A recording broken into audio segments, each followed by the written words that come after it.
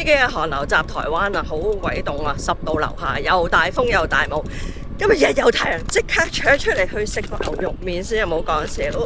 喜訊分享，咁我終於攞咗台灣身份證啦！我嚟咗4年啦，終於攞咗啦。點解咁耐？忙啊嘛，一嚟就讀書啊，忙住讀書啦，跟住忙住攞獎學金啦，跟住忙住參展啊、策展啊。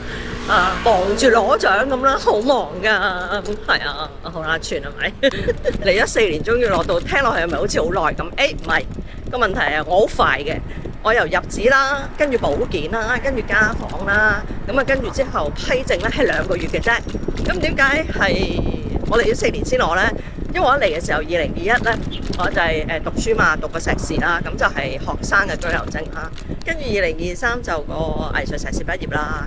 咁我就繼續留低嘅時候呢，即係我老公已經過咗嚟，佢係專業移民，咁但係佢都仲係居留證嘅，咁所以即係話呢，我呢就要係有一個居留證呢，係俾我可以喺度呢做嘢嘅。咁於是乎嗰陣時呢，睇過晒呢，最直接可以呢，就唔使離開台灣，可以申請到個證就係就業金卡。咁於是乎我呢，就係先由呢個學生居留證啦，跟住呢就轉就業金卡嘅居留證啦。跟住到我老公嗰個專業移民批咗啦，咁我就係依親嘅居留證啦，咁樣。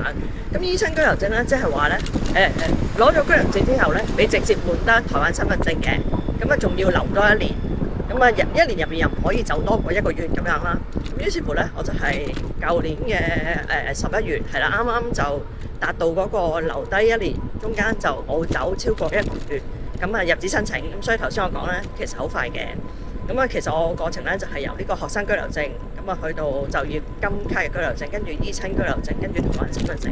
唔講仲以為我有啲癖好係中意儲台灣嘅居留證，唔係儲齊咁滯係嘛？攞完個身份證之後都幾多嘢搞㗎，銀行嗰啲要轉翻晒啦，因為嗰個居留證 number 同身份證 number 唔同啦。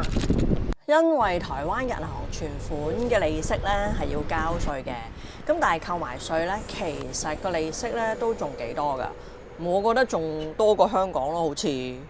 因為國民啊，即係有身份證嘅國民咧，同埋揸居留證嘅外國人咧，其實收個稅咧唔同嘅，國民係收少啲，咁所以嗱真係轉翻啦，梗係。咁另外再轉埋我嗰個駕駛執照啦，其實我2022年已經攞咗，即係換咗啊，用香港個駕駛執照換咗台灣駕駛執照嘅。咁我啲係嗰啲雪藏牌嚟㗎，我係講緊1996年喺澳洲考咗個駕駛執照，跟住就97翻香港換咗香港牌，跟住一路咧就係續啦，咁嚟到就換咗個台灣駕駛執照。雖然換咗有台灣牌，我係冇喺度揸過車，因為真係要練翻，即係左軚右軚嗰啲啊、路牌嗰啲啊咁樣啦。咁但係因為換咗身份證啦，換咗台灣身份證，咁就嗰日去搞埋，要換埋個台灣嗰個駕駛執照。跟住咧就一發咧就發咗，哇！發到去真係2046啊！我排去到2046，200蚊台幣2046去到，係咪抵玩先？我唔覺得咁樣。